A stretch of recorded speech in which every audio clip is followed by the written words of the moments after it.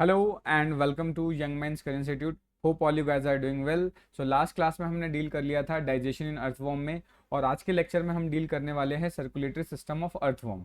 जो भी आज के लेक्चर में हम यहाँ पे नोट्स डेवलप करेंगे वो आप डायरेक्टली मेरे टेलीग्राम चैनल से डाउनलोड कर सकते हैं। अगर चैनल पे नए हैं तो आई अर्ज कि एक बार चैनल को जरूर सब्सक्राइब कर लीजिए, जिससे कि जो भी मैं नई वीडियो डालूंगा उसको आपको डायरेक्टली नोटिफिकेशन अवेलेबल हो जाएगा। सो डायरेक्टली मूव करते हैं सर्कुलेटरी सिस्टम के बारे में।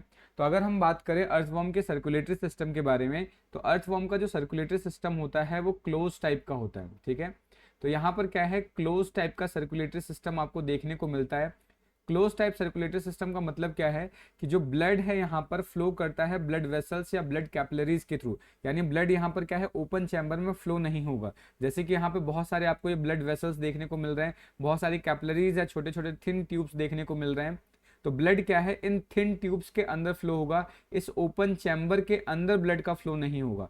तो अगर ब्लड क्या है थिन ट्यूब्स के अंदर या ब्लड कैपिलरीज या ब्लड वेसल्स के अंदर फ्लो होता है, तो ऐसे टाइप के सर्कुलेशन को हम क्या बोलते हैं, इसको बोलते हैं क्लोज टाइप का सर्कुलेशन सिस्टम। मतलब यहाँ पे क्या होगा, blood flows through flows through through blood vessels और कैपिलरीज। यानी यहाँ पे ब्लड क्या है, ब्लड वेसल्स या ब्लड कैपिलरीज के थ्रू यहाँ पे ब्लड फ्लो होगा। ठीक है, अगर हम बात करें यहाँ पर जो सर्कुलेटरी सिस्टम के अंदर जो फ्लो होने वाला फ्लूइड है जिसको हम ब्लड बोल रहे हैं, यहाँ पे जो ब्लड होगा, ठीक है, ब्लड ब्लड दो कंपोनेंट से मिलकर बनता है। यहाँ पे जो ब्लड है, ब्लड दो कंपोनेंट से मिलकर बनेगा। एक तो होगा फ्लूइड नेचर का प्लाज्मा, फ्लूइड नेचर का प्लाज्मा, ठीक है, एक प्रेजेंट होगा प्लाज्मा, और दूसरा प्रेजेंट होता है आपका ब्लड कॉर्पस्कल्स। ठीक है, दूसरा क्या होता है, ब्लड कॉर्पस्कल्स। तो यहाँ पे दूसरा होगा ब्लड कॉर्पस्कल्स, ब्लड कॉर्पस्कल्स प्रेजेंट होगा। ये जो प्लाज्मा है, प्लाज्मा की वजह से जो इसका ब्लड है वो फ्लूइड नेचर का बनता है, और ये जो ब्लड कॉर्पस्कल्स है ये क्या करेगा, ये डिफरेंट डिफरेंट फंक्शन परफॉर्म करता है। अगर हम बात करें फिजियोलॉजिकली, जो ब्लड कॉर्पस्कल्स है वो वर्टिब्रेट्स के ल्यूकोसाइट से मिलता है। जो हमारे बॉडी के अंदर ल्यूकोसाइट्स का काम होता है, जैसे पैथोजेनिक एक्टिविटी उसका होता है, यानी जितने पैथोजेंस होते हैं उनको किल करने का काम करता है ल्यूकोसाइट, वैसे ही यहाँ पर जो ब्लड कॉर्पस्कल्स होता है वो क्या करता है, आपका फिजियोलॉजिकली ल्यूकोसाइट से सिमिलैरिटी शो करता है। यानी ये फिजियोलॉजिकल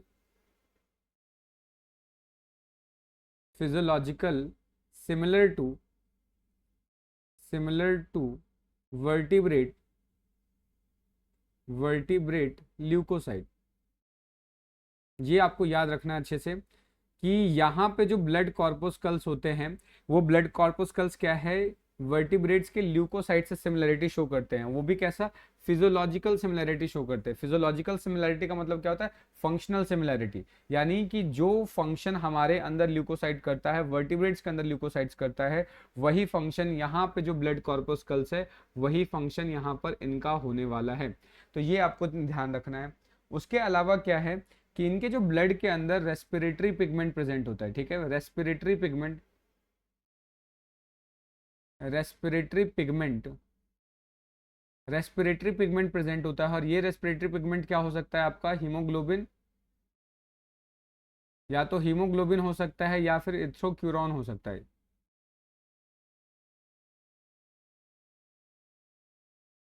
इथ्रोक्यूरॉन होता है, ठीक है, या तो हीमोग्लोबिन हो सकता है या इथ्रोक्रोनिन हो सकता है। तो हीमोग्लोबिन और इथ्रोक्रोनिन क्या है, इसकी वजह से जो कलर आएगा, ठीक है, ब्लड का जो कलर होगा, colour of blood appears to be red, तो ये क्या है, रेड अपीयर होगा इस हीमोग्लोबिन पिगमेंट की वजह से। अब ये जो रेस्पिरेटरी पिगमेंट है, रेस्पिरेटरी पिगमेंट का काम क्या होता है, ये बेसिकली फंक्शन करते हैं हीमोग्लोबिन, आप बोल सकते हैं ऑक्सीजन के ट्रांसपोर्टेशन में। ठीक है, तो ये क्या करेगा, helps in transportation of oxygen, यानी ऑक्सीजन के ट्रांसपोर्टेशन में हेल्प करेगा। तो अभी हमने क्या डिस्कस किया कि अगर हम अर्थवॉर्म के सर्कुलेटरी सिस्टम के बारे में बात करें तो क्लोज टाइप का होता है। क्लोज टाइप क्यों बोल रहे हैं, क्योंकि इसके अंदर जो ब्लड है, ब्लड वेसल्स या कैपिलरीज के अंदर फ्लो होगा, डायरेक्टली ओपन चैम्बर में फ्लो नहीं होता। जो ब्लड है, ब्लड दो कंपोनेंट से मिलकर बना होगा, एक प्लाज्मा होगा जो कि फ्लूइड नेचर का होता है, और दूसरा ब्लड कॉर्पस्कल्स जो कि फिजियोलॉजिकली वर्टिब्रेट्स के ल्यूकोसाइट से सिमिलरिटी शो करता है। ब्लड के अंदर रेस्पिरेटरी पिगमेंट प्रेजेंट होता है जैसे कि हीमोग्लोबिन और इथ्रोक्यूरॉन, इसकी वजह से ब्लड का कलर रेड अपीयर होता है। और ये जो रेस्पिरेटरी पिगमेंट है ये ऑक्सीजन के ट्रांसपोर्ट में हेल्प करते हैं, यानी रेस्पिरेशन में हेल्प करेंगे, ठीक है। ऑक्सीजन ट्रांसपोर्ट का मतलब होता है रेस्पिरेशन में हेल्प करते हैं। तो ये जो अगर डायग्राम यहाँ पे आप देख रहे हो, ये डायग्राम मैंने बना रखा है, ये सर्कुलेटरी सिस्टम है अर्थवर्म का। तो यहाँ पर आप देख रहे हो इस तरीके के बहुत सारे ब्लड वेसल्स प्रेजेंट है। जैसे कि यहाँ पर एक चीज आपको ध्यान रखना है, अगर ये अर्थवर्म है, अर्थवर्म को अगर हम ऊपर से देखते हैं तो ऊपर वाला जो एंड होगा ये इसको बोलेंगे डॉर्सल एंड। ये क्या होगा, डॉर्सल सरफेस, क्योंकि इनकी हमें बार बार यूज होने वाला है तो इन सरफेसेस को आपको याद रखना है। जो अपर सरफेस होता है वो डॉर्सल सरफेस होगा, यहाँ पर जो हम ऊपर से देखते हैं अगर अर्थवर्म को। नीचे वाला जो सरफेस होगा उसको बोलेंगे वेंट्रल सरफेस, ये वेंट्रल सरफेस होगा। और जो साइड वाले सरफेसेस होते हैं, ठीक है, जो साइड वाले सरफेस होंगे, जो ये साइड वाला सरफेस होता है उसको बोलते हैं लेटरल सरफेस।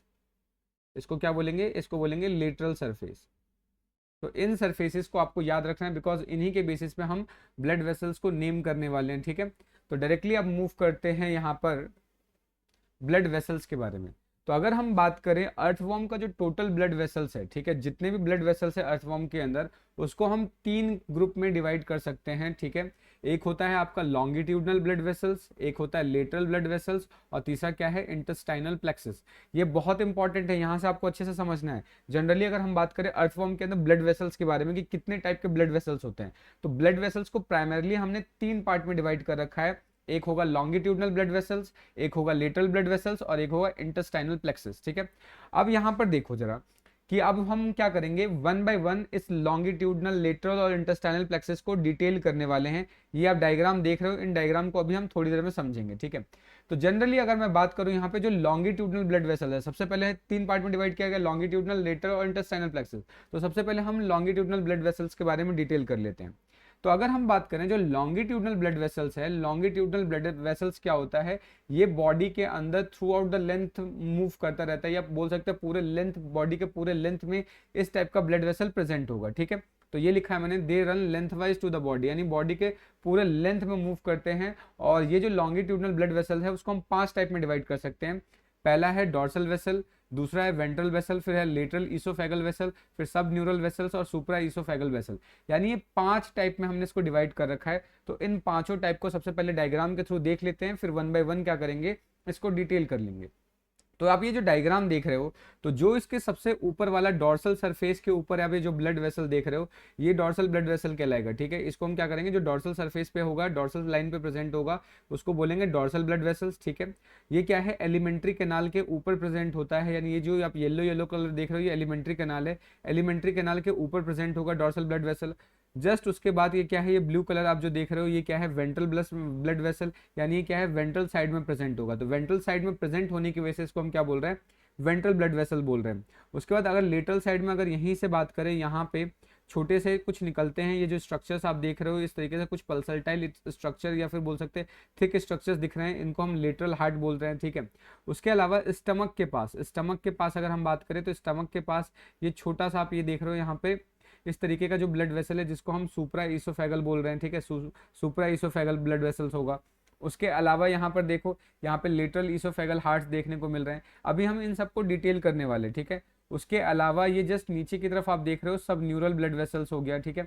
तो वन बाय वन हम क्या कर रहे हैं, सबको डील कर रहे हैं। अभी तो सिर्फ मुझे आपको ये दिखाना था, एक तो डॉर्सल ब्लड वेसल आपको याद रखना है, ठीक है। डॉर्सल ब्लड वेसल क्या है, डॉर्सल सरफेस प्रेजेंट होगा।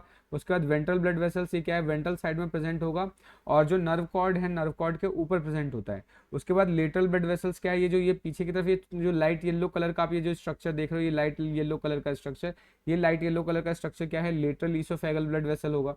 उसके अलावा क्या है आपका ऊपर वाला ये स्टमक वाले पार्ट के पास जो देख रहे हो इसको क्या बोल रहे हैं, सुप्रा ईसोफेगल ब्लड वेसल बोल रहे हैं। और यहाँ पे जो सबसे नीचे देख रहे हो ये नर्व कॉर्ड के पास, ये आपका क्या है, सब न्यूरल ब्लड वेसल्स है। तो ये जो पांच टाइप के हैं, इन पांचों को हम क्या बोलते हैं, लॉन्गिट्यूडनल ब्लड वेसल्स बोलते हैं। अब ये लॉन्गिट्यूडनल ब्लड वेसल्स क्या है, ये through out the length of the body distributed होते हैं, और ये बहुत इंपॉर्टेंट रोल प्ले करते हैं सर्कुलेशन में। अब ये किस तरीके से क्या क्या रोल प्ले करते हैं वन बाय वन हम डील कर लेते हैं। तो सबसे पहले हम स्टार्ट करेंगे डॉर्सल वेसल के बारे में, ठीक है। अगर वीडियो में आपको कोई डाउट आ रहा है, कोई टॉपिक समझ में नहीं आ रहा है, या कोई टॉपिक आपको लग रहा है मैं फास्ट मूव कर चुका हूँ, या कोई सजेशन है आपको मुझे देना चाहिए, कोई सजेशन आप चाहते हैं कि ये सजेशन मैं इंप्लीमेंट करूँ, तो आप कमेंट करके मुझे जरूर बता सकते हैं। नेक्स्ट अब हम बात करते हैं डॉर्सल वेसल्स के बारे में। तो अगर हम डॉर्सल वेसल की बात करें तो ये जो डायग्राम देख रहे हो, ये जो डायग्राम है जो अपर वाला है, यानी डॉर्सल सरफेस के जस्ट नीचे वाला जो डायग्राम है, इस डायग्राम को हम क्या बोल रहे हैं, इस वाले ब्लड वेसल को बोलेंगे डॉर्सल ब्लड वेसल, ठीक है। अब ये जो डॉर्सल ब्लड वेसल है, ये मिड लाइन पे प्रेजेंट होता है। जो डॉर्सल मिड लाइन होता है, डॉर्सल मिड लाइन का मतलब क्या है, सपोज करो ये अर्थवॉर्म है, ठीक है, और अर्थवॉर्म का ये मिड लाइन है, यानी यहाँ से अगर इसको डिवाइड करें तो इसको इक्वल हाफ में डिवाइड कर सकते हैं। तो क्योंकि डॉर्सल सरफेस के ऊपर मिड लाइन प्रेजेंट है तो इसको बोलेंगे डॉर्सल मिड लाइन। तो ये जो डॉर्सल ब्लड वेसल है ये मिड लाइन के पास ही प्रेजेंट होता है, इस तरीके से, इस तरीके से।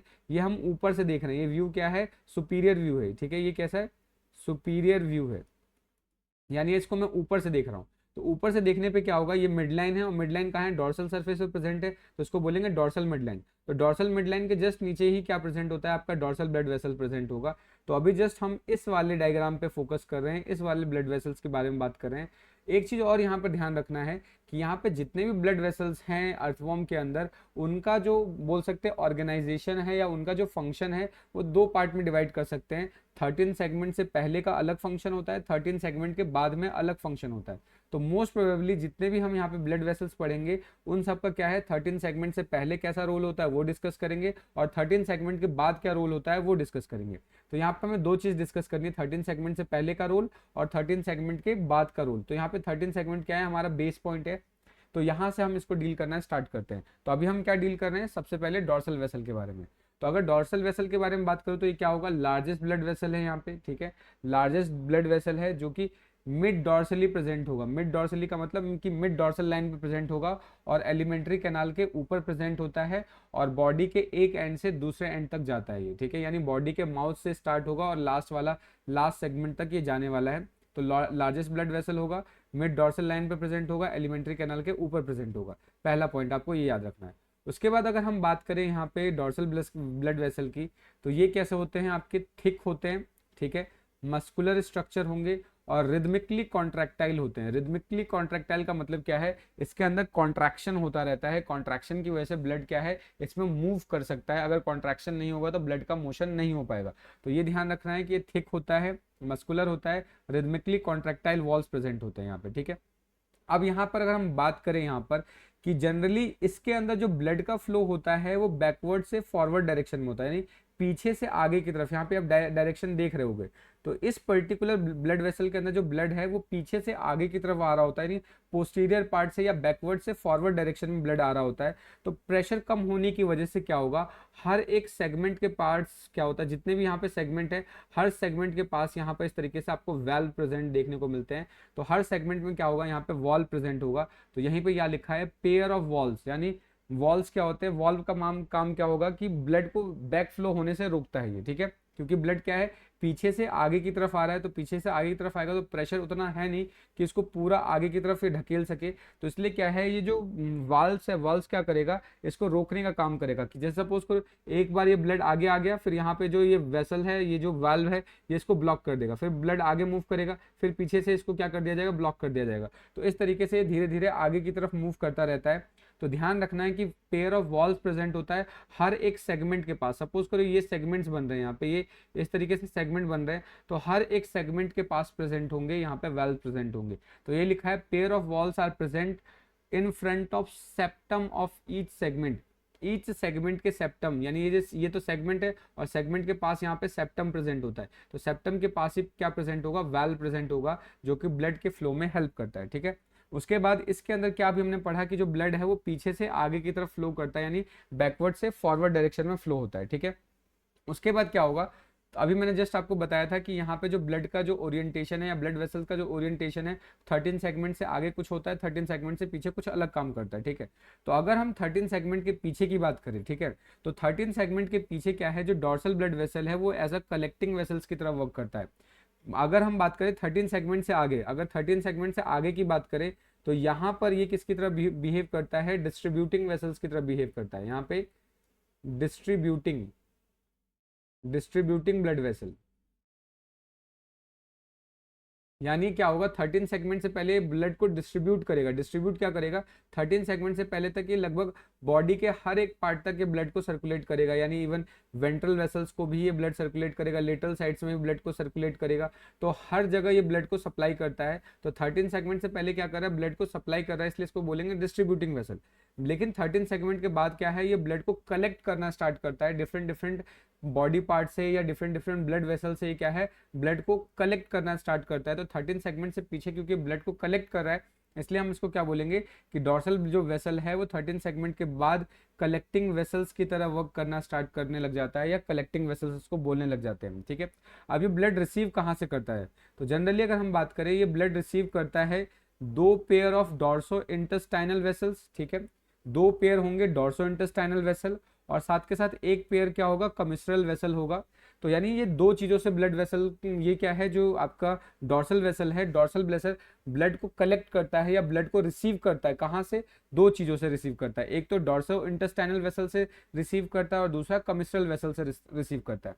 तो एक बार ये डायग्राम देख रहे हैं, सपोज करो ये एक पर्टिकुलर सेगमेंट है, इस सेगमेंट के अंदर दो पेयर, दो पेयर का मतलब चार, तो दो आगे दिख रहे हैं और उसी तरीके से दो पीछे होंगे। ठीक है, तो ये जो दो सरफेसेज है, दो ये ब्लड वेसल आपको यहाँ पे दिख रहे हैं साइड में, इन दो ब्लड वेसल्स को हम क्या बोलते हैं, डॉर्सो इंटेस्टाइनल बोलते हैं। इन दो ब्लड वेसल्स को क्या बोलेंगे, डॉर्सो इंटेस्टाइनल वेसल्स बोलते हैं। और ये डॉर्सो इंटेस्टाइनल वेसल्स होते हैं, ये कहाँ से ब्लड को कलेक्ट करते हैं, ये इंटेस्टाइन से ब्लड को कलेक्ट कर रहे होते हैं, यानी इंटेस्टाइन वाले पार्ट से ब्लड यहाँ से आके कलेक्ट होगा। ठीक है, उसके अलावा जस्ट नीचे की अगर हम बात करें, यहाँ पर ये वाला जो ब्लड वेसल आप देख रहे हो, ये वाला, इसको मैं यहाँ पे मेंशन कर दे रहा हूँ, ये जो वाला ब्लड वेसल है इसको हम बोलते हैं कमिसरल ब्लड वेसल, इसको बोलेंगे कमिसरल ब्लड वेसल।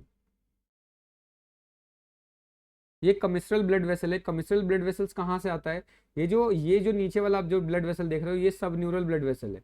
सब न्यूरल ब्लड वेसल से जो ब्लड आएगा उसको डॉर्सल ब्लड वेसल्स तक लेके जाने का काम क्या करेगा, ये कमिस्ट्रल ब्लड वेसल्स करता है। यानी कि जो मेन ब्लड आपका सब न्यूरल ब्लड वेसल्स में ऐसे सपोज करो यहाँ से फ्लो हो रहा है, अब इसको हमें क्या करना है, डॉर्सल वाले पार्ट में एंटर करवाना है, डॉर्सल ब्लड वेसल में लेके जाना है। तो यहाँ से ये कनेक्टिंग की तरह वर्क करेगा, कनेक्टिंग ब्लड वेसल्स की तरह वर्क करेगा आपका कमिस्ट्रल ब्लड वेसल। ठीक है, तो ध्यान रखना है कि बिहाइंड 13 सेगमेंट जो आपका डॉर्सल ब्लड वेसल है वो ब्लड को रिसीव करेगा। कहाँ कहाँ से रिसीव करेगा, एक तो डॉर्सो इंटेस्टाइनल ब्लड वेसल से रिसीव करेगा और एक कमिस्ट्रल ब्लड वेसल से रिसीव करेगा। डॉर्सो इंटेस्टाइनल कहाँ से आपका आता है ब्लड लेके, ये लेके आएगा इंटेस्टाइन से, ये आपको ध्यान रखना है, ये इंटेस्टाइन से ब्लड लेके आता है। और कमिस्ट्रल ब्लड वेसल आपका सब न्यूरल ब्लड वेसल से ब्लड को लेके आता है और उसको डॉर्सल ब्लड वेसल्स के अंदर पुट कर देता है। ठीक है, नेक्स्ट अगर हम बात करें यहाँ पर, अगर 13 सेगमेंट के आगे की बात करें, यानी 13 सेगमेंट के पीछे तो वो कलेक्टिंग डक्ट की तरह वर्क कर रहा था, कलेक्टिंग वेसल्स की तरह वर्क कर रहा था।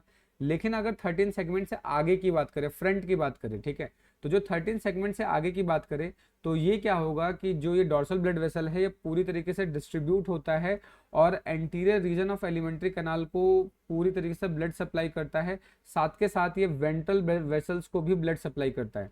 यानी कि अगर मैं इस डायग्राम को दोबारा से एक बार देखूं तो यहाँ पर क्या हो, 13 सेगमेंट से आगे क्या है, ये पूरे एंटीरियर पार्ट के बॉडी को या पूरे बोल सकते हैं एंटीरियर बॉडी पार्ट को ब्लड सप्लाई करता है। साथ के साथ ये किसको सप्लाई करता है, वेंट्रल वेसल्स को भी ब्लड सप्लाई करता है। लेकिन वेंट्रल वेसल्स को सप्लाई कैसे करेगा, तो डॉर्सल वेसल से वेंट्रल वेसल में ब्लड तक ले जाने के लिए ये बीच में ये कुछ कुछ इस तरीके से सोलन स्ट्रक्चर आप देख रहे हो, इन सोलन स्ट्रक्चर्स को हम बोलते हैं हार्ट्स। ठीक है, अब ये हार्ट्स दो टाइप के होते हैं, एक होता है लेटरल हार्ट्स और एक होता है आपका लेटरल ईसोफेगल हार्ट। अब इन दोनों का काम क्या होता है वो अभी हम थोड़ी देर आगे डिस्कस करेंगे। तो इन ब्लड वेसल्स या बोल सकते हैं इन हार्ट्स की मदद से जो ब्लड है, ब्लड क्या होगा, डॉर्सल वेसल से आपका किस में एंटर करता है, वेंट्रल वेसल्स के अंदर एंटर करता है। ठीक है, तो ये आपको ध्यान रखना है। तो अभी हमने डिस्कस किया यहाँ पर 13 सेगमेंट में क्या होगा कि ये एलिमेंट्री कैनाल को तो सप्लाई देगा ही देगा, साथ के साथ किसको सप्लाई देना स्टार्ट करता है, वेंट्रल वेसल्स को भी देता है, किसके थ्रू, हार्ट्स के थ्रू। ठीक है, हार्ट कहाँ यहाँ पे क्या करेगा, कनेक्टिंग लिंक की तरह काम करेगा, ये कनेक्ट कर रहा है डॉर्सल वेसल को वेंट्रल वेसल्स के साथ। ठीक है, उसके अगर हम बात करें कि अगर हम एंटीरियर रीजन में या हेड वाले रीजन में थोड़ा आगे की तरफ जाएं, सेरेब्रल गैंग्लिया की तरफ, ठीक है, यानी अगर हम एंटीरियर रीजन या हेड की तरफ अगर हम जाते हैं, हेड की रीजन की तरफ, किधर की तरफ जाएं, सेरेब्रल गैंग्लिया की तरफ जाएं। ठीक है, तो वहां पे जो डॉर्सल वेसल्स है वो ट्राइफरकेट हो जाता है, यानी वो अपने आप को 3 पार्ट में डिवाइड कर देता है, यानी उसके अंदर 3 बोल सकते हैं 3 ब्लड वेसल्स बन जाएंगे, ठीक है। और ये जो तीनों ब्रांचेज हैं ये किसको सप्लाई करते हैं, ये फेरिंजियल बल्ब को सप्लाई करते हैं, और साथ के साथ roof of the buccal chamber, यानी बक्कल चैम्बर के रूफ को सप्लाई करेंगे, साथ के साथ ये फेरिंजियल बल्ब को सप्लाई करते हैं। अब ये फेरिंजियल बल्ब क्या होता है, ये अगर आपको नहीं पता है तो मेरा जो एनाटमी वाला वीडियो है, एनाटमी ऑफ अर्थवर्म, वहां पे उसको जरूर जाके एक बार देख लें, जिससे कि ये वाले जो टर्म्स हैं आपको समझ में आ जाएंगे कि फेरिंजियल बल्ब क्या होता है, बक्कल चैम्बर क्या होता है, ठीक है। उसके अलावा अगर हम बात करें यहाँ पर, कुछ यहाँ पे पल्सेटिंग ब्रांचेस होती हैं, pair of stout pulsating branches. Pulsating branches का मतलब क्या है, जो पंप कर सकते हैं, जो अपने आप को कॉन्ट्रैक्ट रिलैक्स कर सकते हैं, ठीक है। ये जो पल्सेटिंग ब्रांचेस हैं वो क्या करेंगे, ये ब्लड को सप्लाई करते हैं डॉर्सल वेसल से, कहाँ पर सप्लाई करते हैं, फेरिंजियल नेफ्रीडिया के पास करते हैं, ईसोफेगस में करते हैं, गिजार्ड में करते हैं, ठीक है। और ये कहाँ कहाँ पे प्रेजेंट होते हैं, ये सारे के सारे 3, 4, 5 और 8 सेगमेंट में प्रेजेंट होते हैं, ठीक है। जो भी 3, 4, 5 एंड 8 सेगमेंट के अंदर फेरिंजियल नेफ्रीडिया होता है, ईसोफेगस होता है, गिजार्ड होता है, इनको ब्लड सप्लाई करने के लिए क्या होता है, डॉर्सल ब्लड वेसल से पल्सेटिंग ब्रांचेस निकलती हैं और इन सारे चीजों को ये ब्लड सप्लाई करती है। तो ये क्या था हमारा डॉर्सल ब्लड वेसल्स के बारे में था, ठीक है। अब हम बात करते हैं डॉर्सल के बाद वेंट्रल ब्लड वेसल्स के बारे में। तो डॉर्सल ऊपर वाला पार्ट था और वेंट्रल क्या है, ये नीचे वाला है। नीचे वाला ये क्या है, हमारा वेंट्रल ब्लड वेसल्स है, ठीक है। तो अभी हम इस नीचे वाले की बात कर रहे हैं, ठीक है। तो अगर हम बात करें डॉर्सल ब्लड वेसल्स की तरह ही ये भी क्या है, एक लार्ज वेसल है, ठीक है। अब ये कहाँ रन करेगा, नीचे की तरफ रन करता है, यानी वेंट्रल सरफेस की तरफ रन करेगा। और कहाँ पे प्रेजेंट होगा, मिड वेंट्रल लाइन पे। जैसे वो मिड डॉर्सल लाइन पे प्रेजेंट था, वैसे ही क्या होगा, ये मिड वेंट्रल लाइन पे प्रेजेंट होगा और एलिमेंट्री कैनाल के नीचे होता है, बट आपका जो वर्टिब्रल या नर्व कॉर्ड है, ठीक है, नर्व कॉर्ड के ऊपर प्रेजेंट होगा। तो एलिमेंट्री कैनाल के नीचे होगा और क्या होगा, नर्व कॉर्ड के ऊपर प्रेजेंट होता है, ठीक है। उसके अलावा ये जो आपके वेंट्रल वेसल्स होते हैं, वेंट्रल वेसल्स आपके थिन होते हैं, जैसे डॉर्सल थिक था, पल्सेटिंग था, रिदमिकली कॉन्ट्रैक्टाइल थे। तो ये कैसे होंगे, ये थिन होते हैं, नॉन कॉन्ट्रैक्टाइल होते हैं, यानी इनके पास कॉन्ट्रैक्शन करने की कैपेबिलिटी नहीं होती, और यहाँ पे वैल्व भी प्रेजेंट नहीं होते, क्योंकि यहाँ पे ब्लड को पीछे से आगे की तरफ लाना नहीं होता, ये आगे से पीछे की तरफ लेके जाते हैं। यानी यहाँ पे जो ब्लड की डायरेक्शन होगी वो क्या होगी, एंटीरियर टू पोस्टीरियर की तरफ होगी, यानी आगे से पीछे की तरफ जाते हैं, तो इसलिए यहाँ पे वेल्व की कोई भी रिक्वायरमेंट नहीं होती, ठीक है। यहाँ पे ब्लड कहाँ होगा, पोस्टीरियरली फ्लो करता है, यानी आगे से पीछे की तरफ मूव करता है, ठीक है। उसके अलावा हम बोल सकते हैं कि जो वेंट्रल वेसल्स होते हैं उनका मेन काम होता है डिस्ट्रीब्यूटिंग वेसल्स की तरह वर्क करना। डिस्ट्रीब्यूटिंग वेसल्स का मतलब क्या है, कि जो बोल सकते हैं बॉडी के अंदर जितने भी ऑर्गन्स होते हैं, जितने भी पार्ट होते हैं, उन सबको ब्लड सप्लाई करने का काम किसका होता है, वेंट्रल वेसल्स का ही होता है। इसलिए इसको हम प्रिंसिपली डिस्ट्रीब्यूटिंग वेसल्स बोलते हैं, यानी ये हर एक पार्ट को ब्लड सप्लाई कर रहा होता है, ठीक है। तो ध्यान रखना है, ये किसको किसको सप्लाई करता है, it supplies blood in each segment, हर एक सेगमेंट में मतलब सप्लाई करता है through a pair of ventrotegumentary vessel. ये इंपॉर्टेंट नाम है, इसको आपको याद रखना है। वेंट्रल वेसल से एक थिन वेसल्स निकलता है, मेन अगर हम बात करें तो ये वेंट्रल वेसल होगा। वेंट्रल वेसल से क्या होते हैं, थिन वेसल्स निकलते हैं। इन थिन वेसल्स को क्या बोलते हैं, वेंट्रोटेग्यूमेंट्री वेसल्स बोलते हैं। अब ये क्या होगा, ये मेन वेसल है, मेन वेसल्स की फर्दर ब्रांचिंग हुई। अब ये जो फर्दर ब्रांचिंग हुई है, इन ब्रांचिंग को क्या बोल रहे हैं, वेंट्रोटेग्यूमेंट्री वेसल बोलते हैं। तो ये क्या है, वेंट्रल वेसल्स के ही ब्रांच है। अब ये जो ब्रांच है ये क्या करेगी, बॉडी के डिफरेंट डिफरेंट पार्ट को, डिफरेंट डिफरेंट स्ट्रक्चर्स को ये ब्लड सप्लाई करती है, ठीक है। जैसे कि किसको किसको सप्लाई करती है, इंटेग्यूमेंट्री नेफ्रीडिया को करती है, बॉडी वॉल्स को करती है, सेप्टा को करती है, और रिप्रोडक्टिव ऑर्गन्स को ये सप्लाई करती है। तो जनरली क्या होगा, मेन वेसल हो गया वेंट्रल वेसल, उसकी फर्दर ब्रांचिंग हो गई, उस ब्रांचिंग को क्या नाम देंगे, वेंट्रोटेग्यूमेंट्री वेसल बोलेंगे। अब ये जो वेंट्रोटेग्यूमेंट्री वेसल है ये क्या करेंगे, बॉडी वॉल, नेफ्रीडिया, सेप्टा, इन सबको ये डिफरेंट डिफरेंट पार्ट को क्या करेगी, ब्लड वेसल सप्लाई करती है। नेक्स्ट, अभी मैंने आपको बताया कि 13 से पहले इनका फंक्शन कुछ अलग होता है, 13 के बाद ये थोड़ा बदल जाते हैं, ठीक है। तो 13 के बाद अगर हम बिहाइंड 13 सेगमेंट की बात करें, तो जो वेंट्रोटेग्यूमेंट्री वेसल्स है, वेंट्रोटेग्यूमेंट्री वो क्या है, उनके अंदर भी फर्दर स्मॉल ब्रांचिंग हो जाती है, ठीक है। ये अभी आपको नाम याद रखना है कि अगर मान लेते हैं, सबसे पहले हम बात करते हैं वेंट्रल वेसल। पहला क्या हो गया, वेंट्रल वेसल। वेंट्रल वेसल की मेन ब्रांचिंग होगी, उसको नाम देंगे वेंट्रोटेग्यूमेंट्री, इसको नाम देंगे वेंट्रोटेग्यूमेंट्री वेसल, ठीक है। अब ये जो वेंट्रोटेग्यूमेंट्री है इसकी फर्दर ब्रांचिंग होगी, इन फर्दर ब्रांचिंग को हम बोलते हैं सेप्टोनेफ्रीडियल, सेप्टोनेफ्रीडियल, इसको बोलेंगे सेप्टोनेफ्रीडियल ब्रांच, ठीक है। ये थिक होगा, ये उससे थिन होगा, ये उससे भी थिन होगा। अब ये जो वेंट्रोटेग्यूमेंट्री है, ये तो क्या है, डिफरेंट डिफरेंट पार्ट को सप्लाई करते हैं। अब ये जो सेप्टोनेफ्रीडियल ब्रांच है, तो नाम से ही पता चल रहा है नेफ्रीडियल ब्रांच है, यानी ये नेफ्रीडिया को सप्लाई करेगा। लेकिन किस नेफ्रीडिया को सप्लाई करेगा, सेप्टल नेफ्रीडिया को। तो ये सेप्टल नेफ्रीडिया को सप्लाई करता है, ये सेप्टल नेफ्रीडिया को ब्लड सप्लाई करेगा, ये आपको ध्यान रखना है। तो मेन ब्लड वेसल्स क्या हो गया, वेंट्रल वेसल, इसकी ब्रांचिंग होगी तो उसको बोलेंगे वेंट्रोटेग्यूमेंट्री। वेंट्रोटेग्यूमेंट्री की फर्दर ब्रांचिंग हो जाएगी तो उसको बोलेंगे सेप्टोनेफ्रीडियल। सेप्टोनेफ्रीडियल किसको सप्लाई करता है, आपका सेप्टल नेफ्रीडिया को सप्लाई करेगा, ठीक है। ये आपको ध्यान रखना है। नेक्स्ट, इसके अलावा ये क्या करता है, फर्दर जो वेंट्रोटेग्यूमेंट्री है वो एक और ब्रांच को यहाँ पर निकालता है वेंट्रोटेग्यूमेंट्री से, जिसको हम बोलेंगे वेंट्रो इंटेस्टाइनल वेसल। ये जो वेंट्रो इंटेस्टाइनल वेसल है, ये किसको सप्लाई करेगा, इंटेस्टाइन को। तो एक हो गया एक ब्रांच सेप्टोनेफ्रीडियल, और इसी का दूसरा जो ब्रांच होगा उसको हम क्या नाम देंगे, वेंट्रो इंटेस्टाइनल, इसको बोलेंगे वेंट्रो इंटेस्टाइनल वेसल। ये आपका वेंट्रो इंटेस्टाइनल ब्लड वेसल है। अब ये जो वेंट्रो इंटेस्टाइनल ब्लड वेसल है, ये सप्लाई करता है किसको, इंटेस्टाइन को। ये आपको ध्यान रखना है। तो अभी हमने डिस्कस कर लिया कि जो वेंट्रल वेसल है उसकी एक मेन ब्रांच वेंट्रोटेग्यूमेंट्री, उसके बाद फर्दर दो ब्रांचिंग, एक होगा सेप्टोनेफ्रीडियल ब्रांच और एक होगा वेंट्रो इंटेस्टाइनल ब्लड वेसल या वेंट्रो इंटेस्टाइनल ब्रांच। ये जो इंटेस्टाइनल ब्रांच है ये क्या करेगा, इंटेस्टाइन को सप्लाई करेगा, और ये जो नेफ्रीडियल ब्रांच है ये किसको सप्लाई करेगा, नेफ्रीडिया को सप्लाई करेगा, ठीक है। यहाँ तक कोई इसकी किसी को कोई दिक्कत है तो आप कमेंट जरूर करके मुझसे बता सकते हैं, पूछ सकते हैं। नेक्स्ट बात करते हैं लेटरल ईसोफेगल, ठीक है। जनरली अब हमने देखा था जो लॉन्गिट्यूडनल वेसल्स होते हैं उसके 5 होते हैं, 5 को सब टाइप में डिवाइड कर सकते हैं, जिसमें से हम 2 ऑलरेडी पढ़ चुके हैं, डॉर्सल एंड वेंट्रल, ठीक है। अब हम बात कर रहे हैं लेटरल ईसोफेगल। लेटरल ईसोफेगल का मतलब जो साइड साइड में प्रेजेंट होते हैं। तो अगर हम लेटरल ईसोफेगल की बात करें तो ये जो स्ट्रक्चर आप देख रहे हो, थिन स्ट्रक्चर्स, इन थिन स्ट्रक्चर को क्या बोल रहे हैं हम, लेटरल ईसोफेगल ब्रांच बोल रहे हैं, ठीक है। तो लेटरल ईसोफेगल बहुत इंपॉर्टेंट है, इसको आप ध्यान रखना है। ये क्या होगा कि 2 वेसल्स होती हैं ये, ठीक है, 2 होंगे दोनों साइड, एक इस साइड और एक दूसरी साइड, ठीक है। तो दीज आर 2 वेसल्स, ठीक है, laying on either side of ventrolateral side, ठीक है। यानी एक इस साइड है तो दूसरी क्या होगी, इस साइड प्रेजेंट होगी, तो दोनों साइड एक एक प्रेजेंट होगी, ठीक है।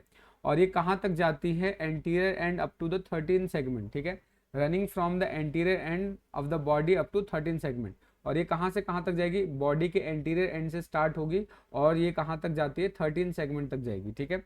तो जनरली क्या है, लेटरल ईसोफेगल की बात करें तो लेटरल ईसोफेगल क्या है, ये 2 वेसल्स होते हैं जो कि एंटीरियर पार्ट से स्टार्ट होकर 13 सेगमेंट तक की तरफ जाते हैं, ठीक है। अब जनरली अब यहाँ से बहुत इंपॉर्टेंट चीज आपको स्टार्ट हो जाती है, जो ये वेसल्स हैं आपके लेटरल ईसोफेगल वेसल, ठीक है, ये ब्लड को रिसीव करते हैं, ठीक है। ये क्या करते हैं, they receive pair of ventrotegumentary vessels in each segment. अब यहाँ पर क्या है, ये लेटरल वेसल्स जा रहा है। अब ये जो वेंट्रल वेसल्स था, इस वेंट्रल वेसल्स के अंदर क्या होगा, वेंट्रल टेग्यूमेंट्री अभी डिस्कस किया था, ये वेंट्रल टेग्यूमेंट्री भी इसी के अंदर जाके इस तरीके से अटैच्ड हो जाता है, ठीक है। तो वेंट्रो टेग्यूमेंट्री इससे अटैच हो जाएगा, तो जो भी यहाँ से वेंट्रल वेसल से ब्लड आता होगा वो वेंट्रो टेग्यूमेंट्री की मदद से कहाँ पे एंटर करेगा, लेटरल ईसोफेगल में जाएगा, ठीक है। जैसे सपोज करो ये वाला ब्लड वेसल क्या है मेरा, ये है लेटरल ईसोफेगल, ये है लेटरल ईसोफेगल, ये लेटरल ईसोफेगल है। और नीचे की तरफ हमारा जा रहा था कौन सा, वेंट्रल वेसल, वेंट्रल वेसल। अब हमने पढ़ा था कि वेंट्रल वेसल क्या करता है, अपने अंदर से ब्रांचिंग निकालता है, इस तरीके से ब्रांचिंग निकालेगा। इस ब्रांचिंग को हम क्या बोलेंगे, वेंट्रोटेग्यूमेंट्री, इसको बोलेंगे वेंट्रोटेग्यूमेंट्री।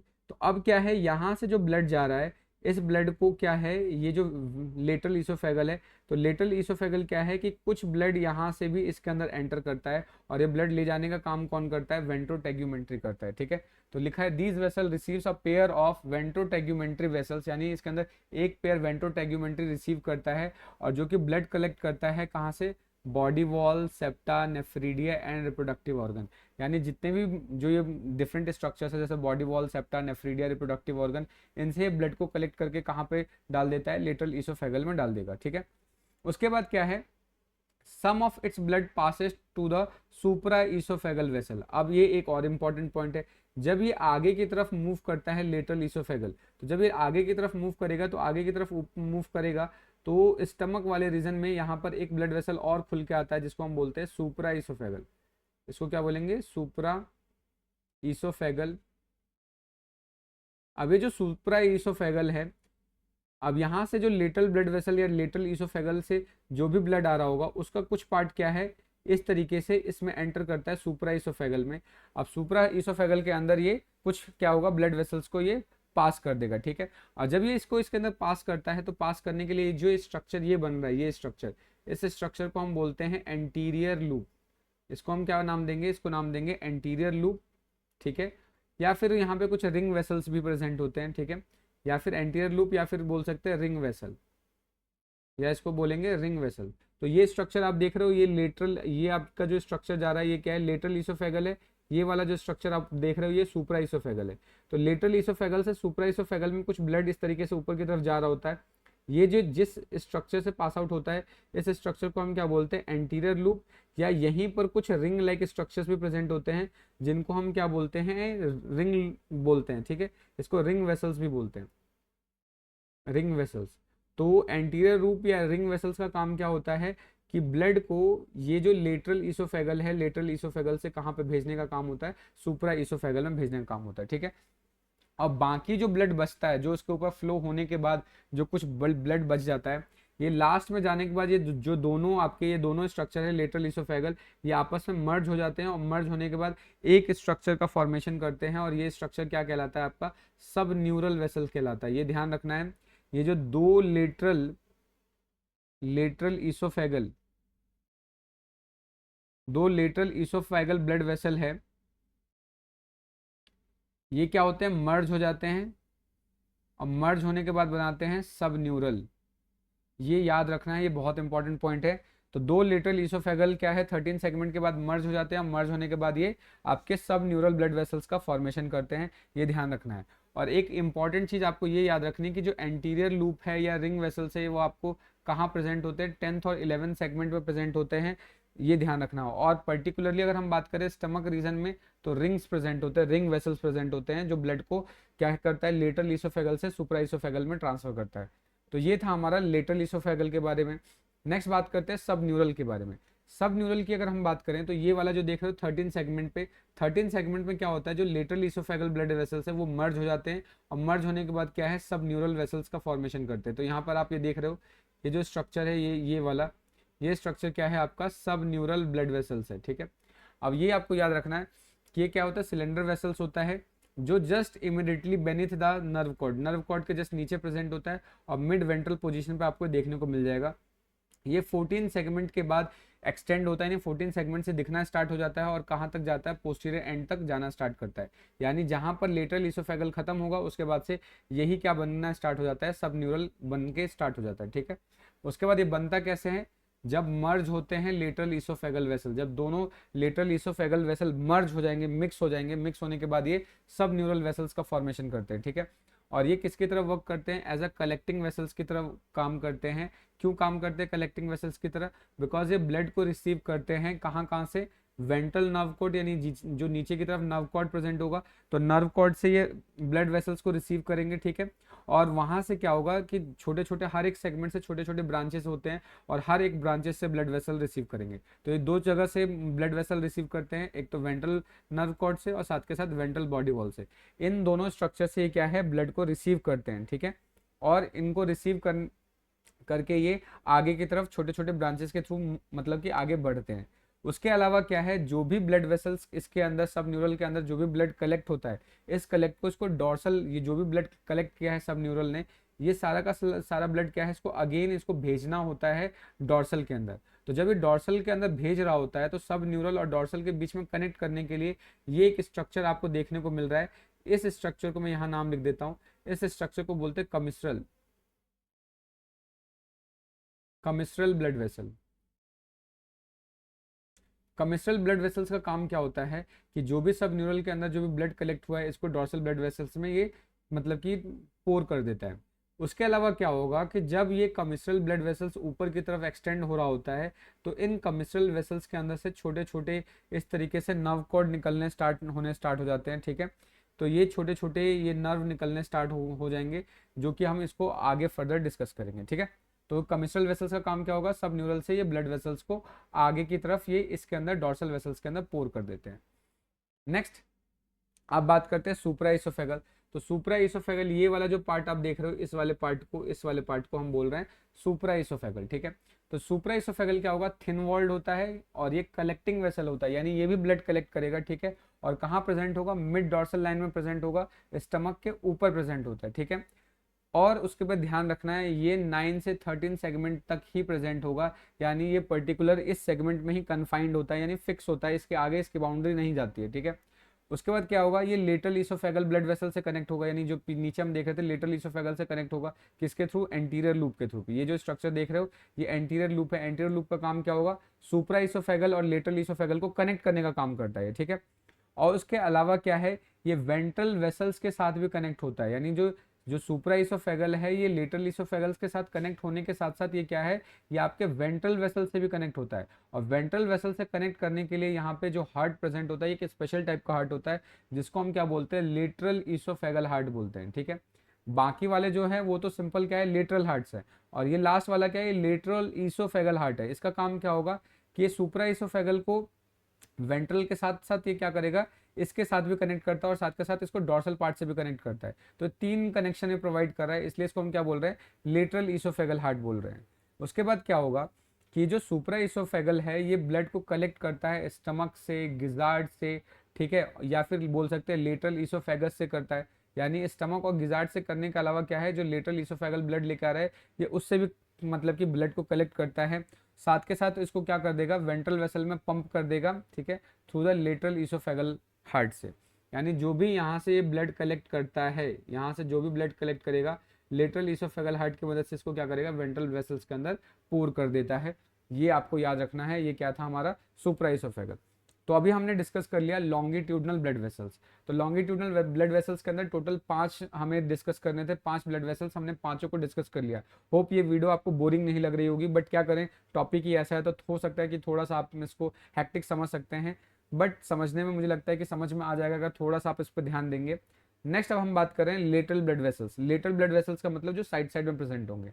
जनरली जितने भी लॉन्गिट्यूडनल ब्लड वेसल्स हैं, लॉन्गिट्यूडनल ब्लड वेसल्स क्या होते हैं, इंडिपेंडेंट नहीं होते। एक लॉन्गिट्यूडनल ब्लड वेसल्स क्या है, दूसरे लॉन्गिट्यूडनल ब्लड वेसल से कनेक्टेड होता है। जैसे अभी हमने देखा कि जो डॉर्सल ब्लड वेसल है वो वेंट्रल से कनेक्टेड है, वेंट्रल क्या है, लेटरल से कनेक्टेड है, लेटरल इसोफेगल से। लेटरल किससे कनेक्टेड है, सुप्रा इसोफेगल से। सुप्रा इसोफेगल की बात करें, उसके बाद डॉर्सल की बात करें, डॉर्सल क्या है, सब न्यूरल से भी कनेक्ट होता है। तो यहाँ पर क्या है, हर एक ब्लड वेसल, हर एक लॉन्गिट्यूडनल ब्लड वेसल्स क्या है, दूसरे लॉन्गिट्यूडनल ब्लड वेसल्स के साथ कनेक्टेड है, ठीक है।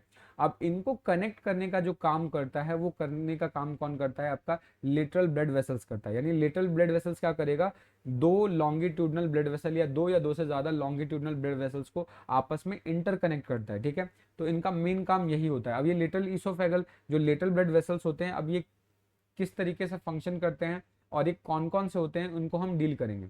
तो यहाँ पर होगा क्या, अभी जस्ट मैंने आपको शुरुआत में बताया था कि यहाँ पे 13 सेगमेंट से पहले का स्ट्रक्चर कुछ अलग होता है, 13 सेगमेंट के बाद का स्ट्रक्चर कुछ और होता है। तो हम यहाँ पे इसको हमने दो कैटेगरी में डिवाइड कर रखा है, 13 सेगमेंट से पहले का लेटरल ब्लड वेसल्स और 13 सेगमेंट के बाद का लेटरल ब्लड वेसल्स, ठीक है।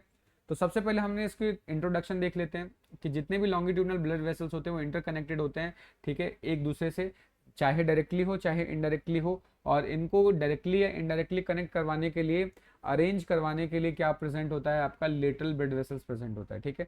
इनको दो पार्ट में डिवाइड कर सकते हैं, ऐसे लेटरल ब्लड वेसल जो 13 सेगमेंट से पहले प्रेजेंट होते हैं, या फिर ऐसे लेटरल ब्लड वेसल्स जो 13 सेगमेंट के बाद प्रेजेंट होते हैं।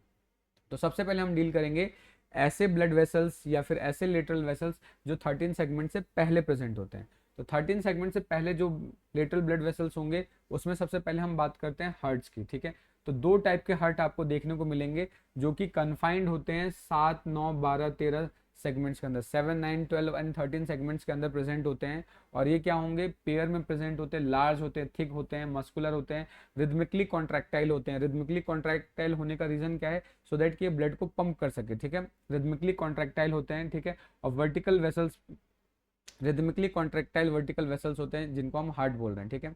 ये क्या करेंगे, ब्लड को पंप करते हैं डॉर्सल ब्लड वेसल से वेंट्रल वेसल्स की तरफ, ठीक है, ये ध्यान रखना है। और जो इनका अपोजिट फ्लो है, यानी डॉर्सल से सपोज करो वेंट्रल में आ गया लेकिन वापस ना जाए, तो वापस को प्रिवेंट करने के लिए क्या प्रेजेंट होते हैं, इस तरीके से वेल्व प्रेजेंट होते हैं। ये वेल्व क्या करेगा कि अगर एक बार सपोज करो ब्लड वेसल यानी डॉर्सल ब्लड वेसल से ब्लड क्या है किसी तरीके से वेंट्रल ब्लड वेसल्स में आ जाएगा, तो ये ब्लैक फ्लो नहीं कर सकता। क्यों? क्योंकि ये जो इस तरीके से वेल्व दिख रहे हैं, ये वेल्व क्या हो जाते हैं, क्लोज हो जाते हैं। क्लोज होने की वजह से ब्लड को बैक फ्लो होने नहीं देते हैं, ठीक है। तो ये क्या है, बैक फ्लो प्रिवेंट किया जाता है बाय द इंटरनल वॉल्स, ये ध्यान रखना है। जनरली जो हार्ट्स आपके सेवेंथ और नाइन्थ सेगमेंट में प्रेजेंट होते हैं, उनका सिर्फ और सिर्फ काम होता है कि डॉर्सल ब्लड वेसल्स को वेंट्रल ब्लड वेसल्स के साथ कनेक्ट करें।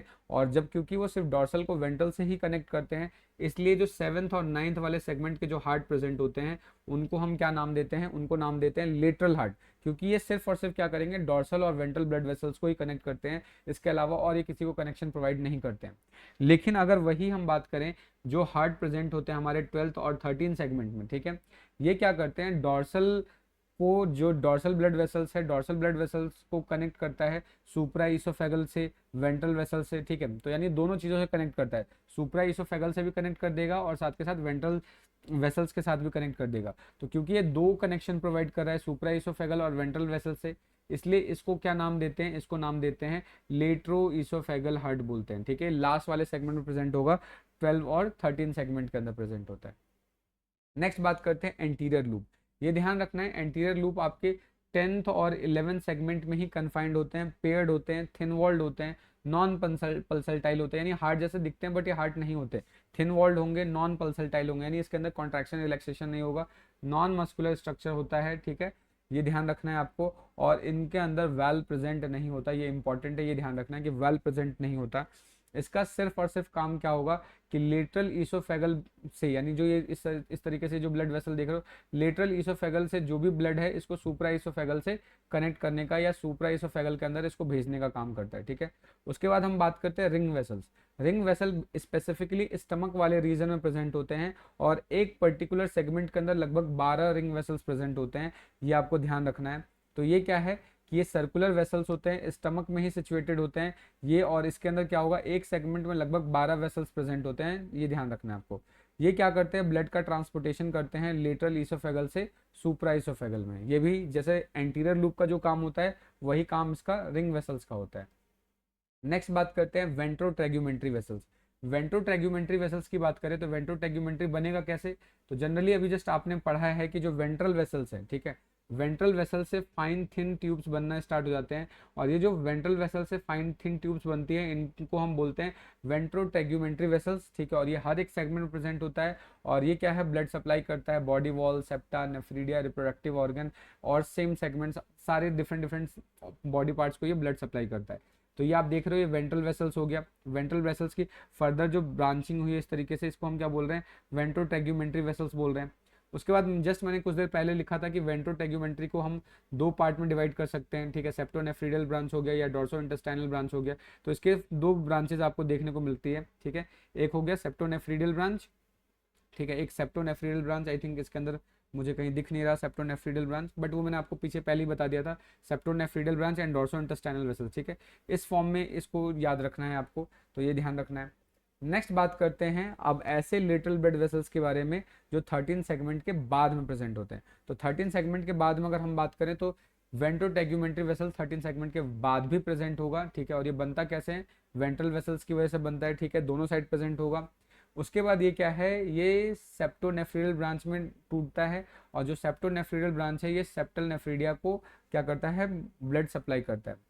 उसके बाद ये क्या है कि ये जो सेप्टल नेफ्रीडिया है ये सेप्टम को पियर्स करके, यानी इसको छेद करके बॉडी वॉल्स को और इंटेग्यूमेंट्री नेफ्रीडिया को भी ये ब्लड सप्लाई करता है। उसके अलावा अगर हम बात करें, नेक्स्ट क्या है, कमिस्ट्रल वेसल।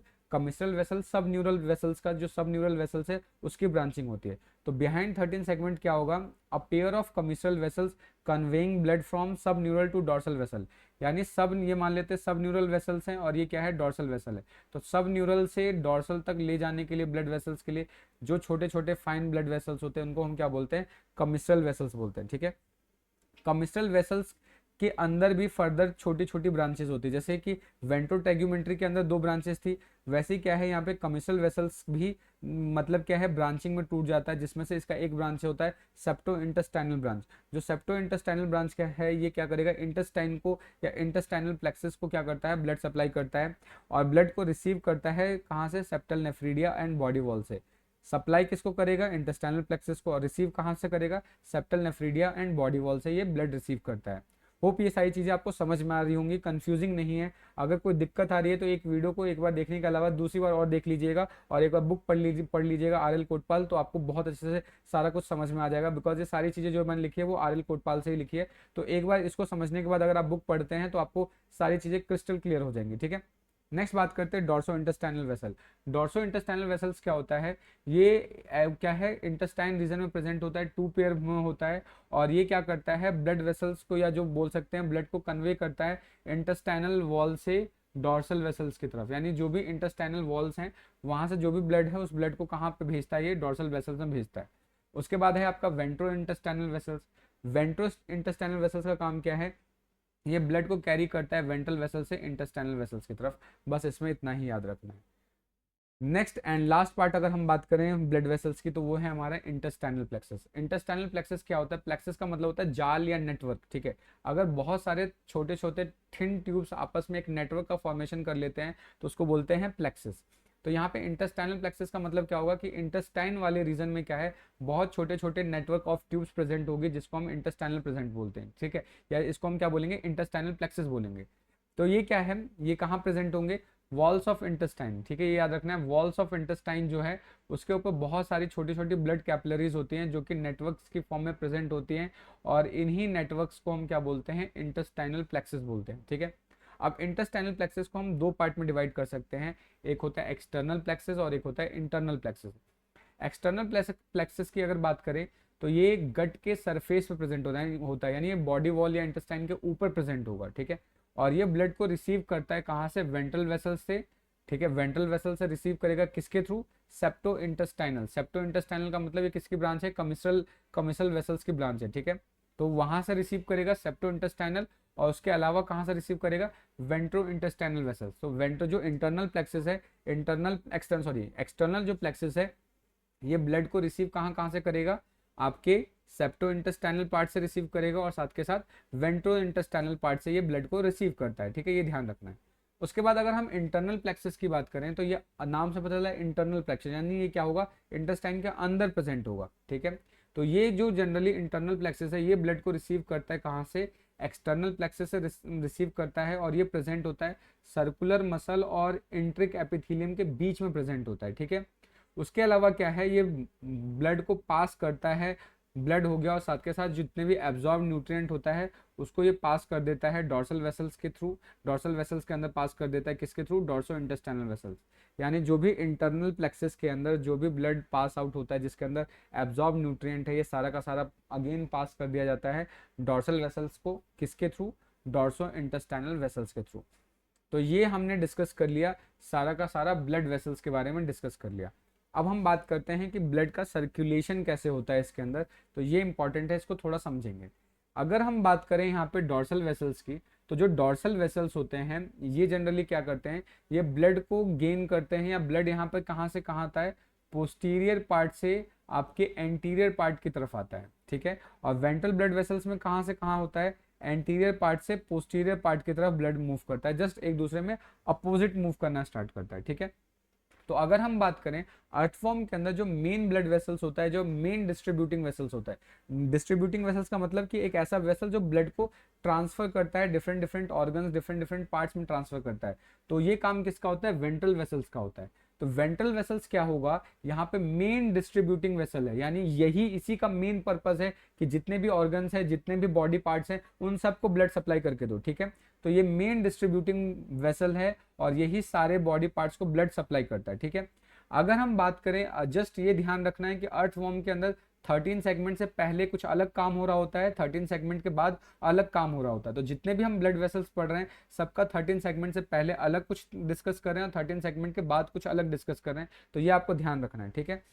तो क्या होगा, फर्स्ट 13 सेगमेंट की अगर हम बात करें, पहले 13 सेगमेंट के अंदर, तो ये क्या करता है, ये ब्लड को सप्लाई करता है, किसको सप्लाई करता है, बॉडी वॉल्स को सप्लाई करता है, सेप्टा को सप्लाई करता है, नेफ्रीडिया को सप्लाई करता है, रिप्रोडक्टिव ऑर्गन्स को सप्लाई करता है, और इन तक सप्लाई ले जाने का काम किसका होता है, वेंट्रो टेग्यूमेंट्री वेसल्स का होता है। अभी हमने देखा था कि जो वेंट्रल वेसल्स होता है, वेंट्रल वेसल्स क्या होगा, ये अपने छोटे छोटे ट्यूब्स में टूटना स्टार्ट करता है, जिसको हम क्या बोलते हैं, वेंट्रोटेग्यूमेंट्री वेसल्स। अब ये वेंट्रोटेग्यूमेंट्री वेसल्स किसको ब्लड सप्लाई करेगा, body wall, septa, integumentary, nephridia, reproductive organ. ये काम कब तक चल रहा है, ये फर्स्ट 13 सेगमेंट का काम चल रहा है, ये फर्स्ट 13 सेगमेंट, ठीक है, ये ध्यान रखना है।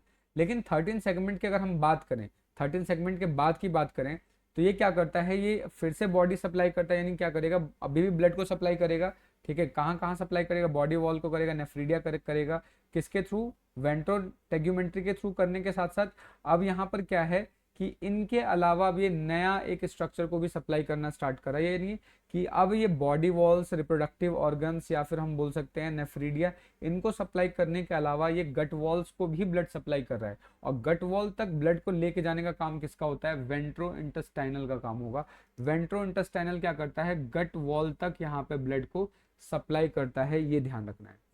उसके अलावा अगर हम बात करें कि वेंट्रल वेसल्स के अलावा बचते हैं हमारे सब neural vessel, lateral oesophageal and supra oesophageal.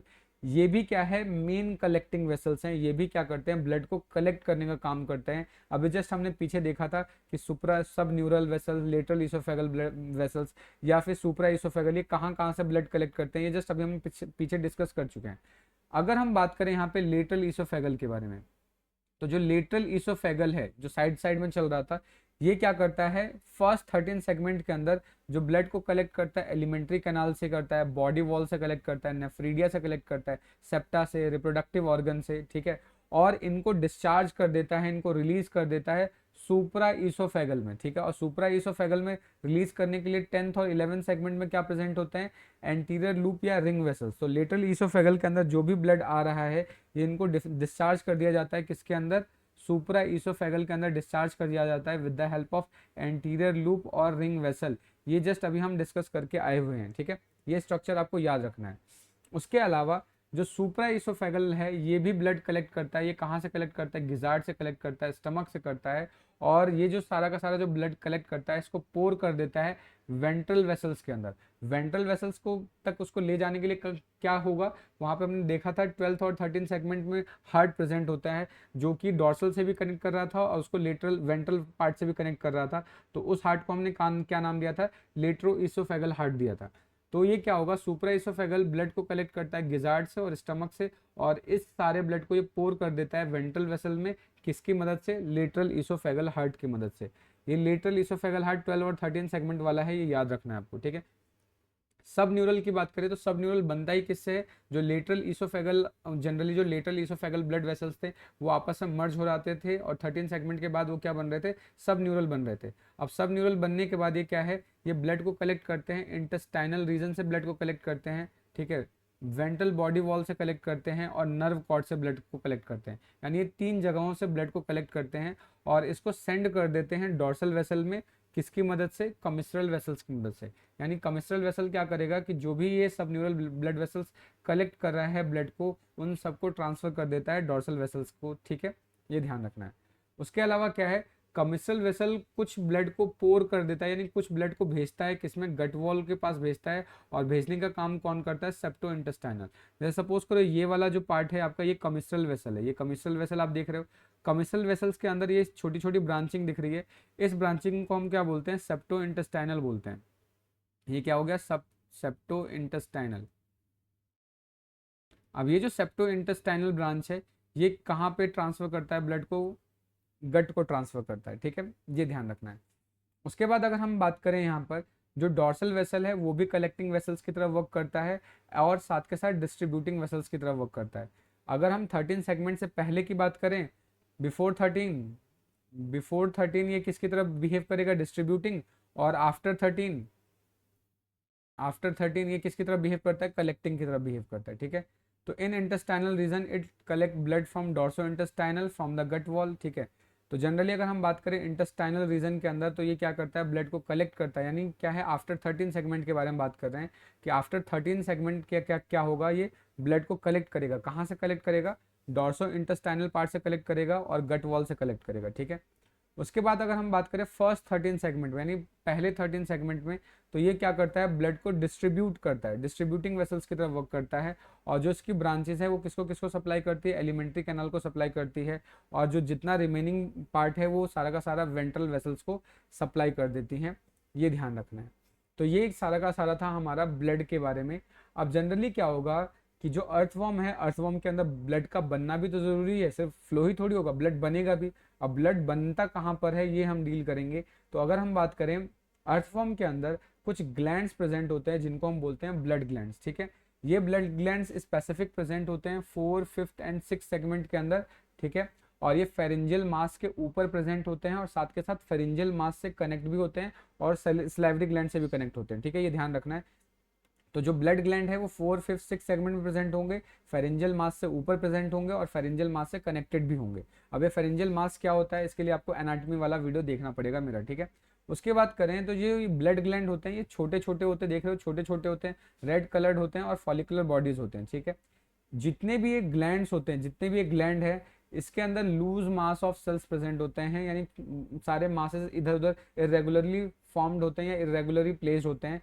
और ये कैप्सूल में प्लेस्ड होते हैं, कैप्सूल के अंदर भरे हुए होते हैं। और वो कैप्सूल कैसा होता है, सिंशियल होता है। सिंशियल का मतलब जिसके अंदर बहुत सारे न्यूक्लियस हो, ठीक है, एक सेल में बहुत सारे न्यूक्लियस प्रेजेंट होते हैं, तो उसको सिंशियल कंडीशन बोलते हैं।